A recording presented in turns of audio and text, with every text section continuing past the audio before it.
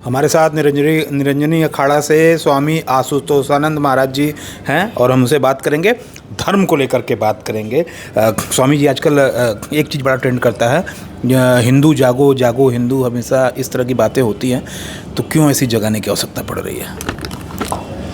क्योंकि आप देख रहे हैं कि हिंदू वास्तव में जगा हुआ है नहीं। जगाना मतलब एकजुट होना है, एक मत नहीं है। हमने कुछ कहा, आपने तुरंत उसका कुछ काट दिया, आपने कुछ कहा, उसने तुरंत काउंटर कर दिया कि हमारे में एकता नहीं है। यदि हमारा शास्त्र एक ही शब्द कह रहा है तो सबको शास्त्र पढ़ना चाहिए, जानना चाहिए। भगवान ने गीता में क्या कहा है, जब तक हम जानेंगे नहीं तो कैसे मालूम चलेगा।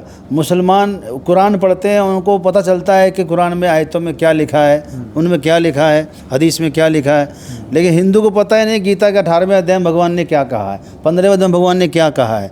तो इसीलिए जागो का मतलब आइए सनातन धर्म को जानिए, पढ़िए, अपने साहित्य के बारे में ज्ञान प्राप्त करिए।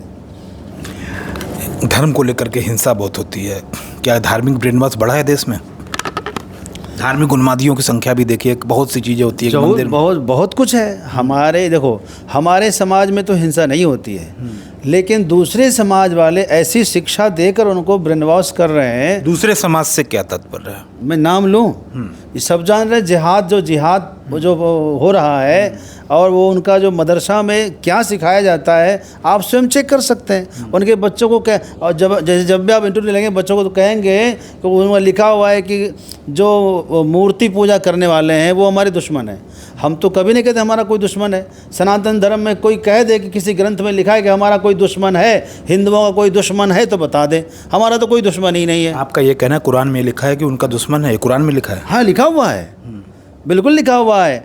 वो बता रहा हूँ, सूरे जो है आयत नंबर जो है 16 और जो है ये 5, 16/5, 9/5 में देखेंगे साफ लिखा है कि जो है जो गैर मुसलमान है उनसे दोस्ती ना करो, और दोस्ती करो तो घात लगा करके दोस्ती करो और मौका प्राप्त करके उसको समाप्त कर दो। ये हमारे कभी मित्र नहीं हो सकते। मूर्ति पूजक तुम्हारे शत्रु हैं, शास्त्री कह रहा है, उनका खुलेआम कह रहा है। हिंदू राष्ट्र पर क्या विचार है? हिंदू राष्ट्र होना चाहिए। हिंदू राष्ट्र होगा तो कम से कम हिंदुओं की बात सुनी तो जाएगी ना। हिंदुओं की बात नहीं सुनी जा रही। भाजपा की सरकार है, योगी आदित्यनाथ जैसे मठाधीश इस समय मुख्यमंत्री हैं उत्तर प्रदेश के। एक बात कहिए, यदि सुनी जाती, हर हिंदू गौ माता की पूजा करता है और हिंदू गौ माता खुलेआम हत्या हो रही है, क्या सुनी जाता है? आप बताइए, सुनी जा रही है? नहीं सुनी जाती क्या? ऐसा है तो नहीं सुनी जा रही ना। आप देखिए, गीता है, रामायण है, वेद है, और रामायण को जलाया जा रहा है। कहाँ सुनी जा रही बात?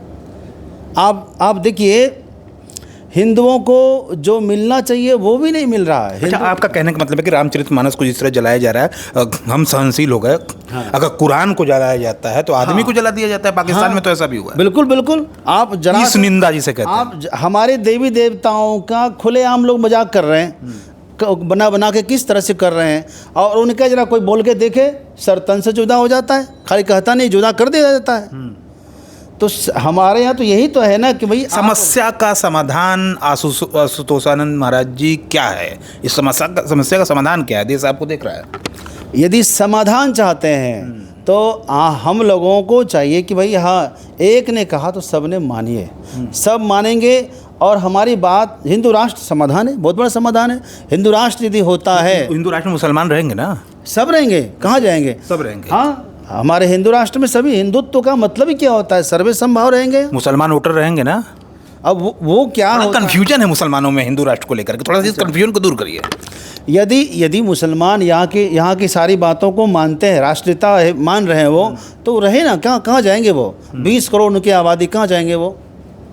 तो ऐसा तो नहीं है, रहना उनको भी है। सब इसमें सबकी बात सुनी जाए, लेकिन हिंदुओं की बात भी सुनी जाए। बहुसंख्यक होने का कारण, बहुसंख्यक को यहाँ नकार दिया जा रहा है। सबसे बड़ी बात है, जितने भी नेता हैं सबका फोकस रहता है मुसलमान। क्यों भाई, क्यों फोकस मुसलमान आपका है? वो भी एक यहाँ के जो है प्रतिनिधि है, तो और भी तो यहाँ प्रतिनिधि हैं। सबकी बात सुनी जाए, सबकी बात समझी जाए, तब न समझ में आएगा। और हिंदू राष्ट्र इसका बहुत बड़ा समाधान है, अपने आप में समाधान है, सबको न्याय मिलेगा। आपने शुरू में जिहाद की बात की। हाँ। जिहाद से क्या तात्पर्य है आपका? जिहाद एक कट्टरता है, कट्टरवाद है। लोगों को ब्रेन वॉश करके एक विशेष काम के लिए तैयार किया जाता है। तुम लैंड जिहाद करो, तुम लव जिहाद करो, तुम जो है शिक्षा जिहाद करो। शिक्षा में प्रदूषण, शिक्षा जिहाद, हाँ क्यों क्यों नहीं? कैसे? शिक्षा जिहाद तो शुरू से चला है।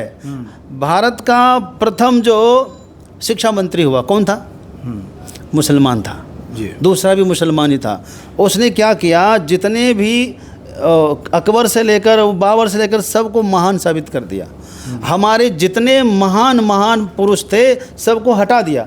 एक लड़की कह रही थी कि हम राम जी को नहीं मानते, क्योंकि राम जी यदि कोई होते हमारे यहाँ तो इतिहास में पढ़ाया जाता। इतिहास में पढ़ाया नहीं जाता। राम जी को, भगवान श्री कृष्ण को, हनुमान जी को, सभी को तो हटा दिया इतिहास से। जो हमारे मुख्य जो राजा धीराज रहे सबको छोड़ा, रखा किसको? इतिहास पढ़ना है सीधे शुरू कहाँ से हो रहा है? बाबर से शुरू हो रहा है। क्यों? ये जिहाद नहीं तो क्या है? सबकी मानसिकता बदल दी गई। जो हत्यारे थे, लुटेरे थे, उनको जो है महान साबित कर रहे हैं। ये जिहाद है, शिक्षा जिहाद है। ऐसी शिक्षा दी जा रही है, किसमें? आज भी दी जा रही है। भारत में हिंदू धर्म का प्रचार करने के लिए स्कूलों में मना कर दिया, आर्टिकल 30, आर्टिकल 28।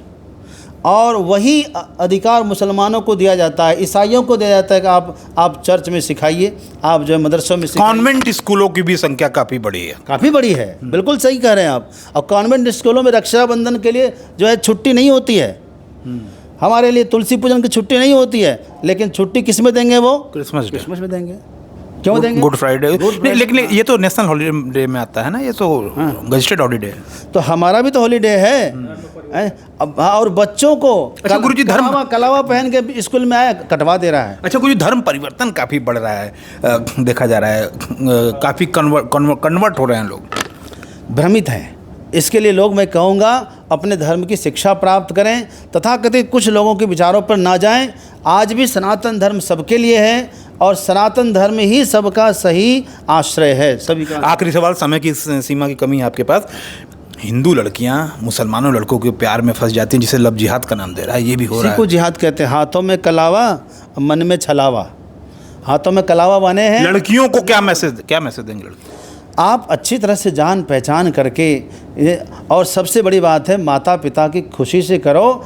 जो जिस माता पिता ने आपको कौर कौर खिलाया, इस लायक ऐसा बदनाम मत कर दो कि लोग जो है अपनी पुत्री के जन्म पर जन्मदिन ना मनाए, खुशी ना मनाए। हाँ। आज बेटे का आदमी हर वर्ष खुशी मनाता है, जन्मदिन मनाता है, बेटियों को क्यों नहीं मनाता है?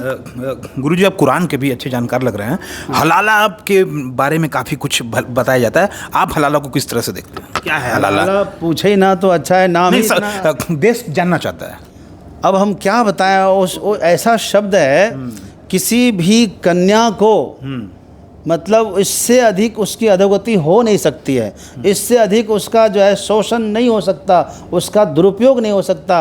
इसको इस्लाम में जो है ना, इसको एक चीज़ बना दिया, वस्तु बना दिया, इस्तेमाल कर रहे हो। स्त्री को वस्तु इस्लाम में बना दिया गया, ये आप करें। बिल्कुल, मैं देखा था एक से लगभग 25 ऐसे आयत पड़े हुए हैं उनके कुरान में जो स्त्रियों को एकदम वस्तु साबित कर रहे हैं। 1 मिनट में समझाइए हलाला को, कैसे, क्या प्रक्रिया है? क्या प्रक्रिया यही है, उसके पति को यदि वो थोड़ा भी मन में नहीं आया कि कुछ इधर उधर ऊपर नीचे कर दिया, वो 3 बार तलाक बोलेगा। ठीक। अब उसका हो गई दुर्गति, वहाँ से स्टार्ट। अब वहाँ से अब वो किसी और के हाथों में जाएगी। ठीक। वो उसके साथ शारीरिक संबंध बनाएगा, उसकी इच्छा होगी तो वापस वो तलाक देंगे, तब ये वापस अपने पति के पास आ सकती है, नहीं तो उसका जीवन खराब हो गया वहाँ से। क्या है ये? कहाँ रह गई आपकी इच्छा शक्ति? कहाँ गई आपका सम्मान? कहाँ गया? जो रिस्पेक्ट नारी को होना चाहिए वो मिल सकता है कभी वहाँ? इस्लाम में नारियों को रिस्पेक्ट नहीं मिलता। खुद ही बता देना, खुद ही बता दे क्या होता है उनके साथ में।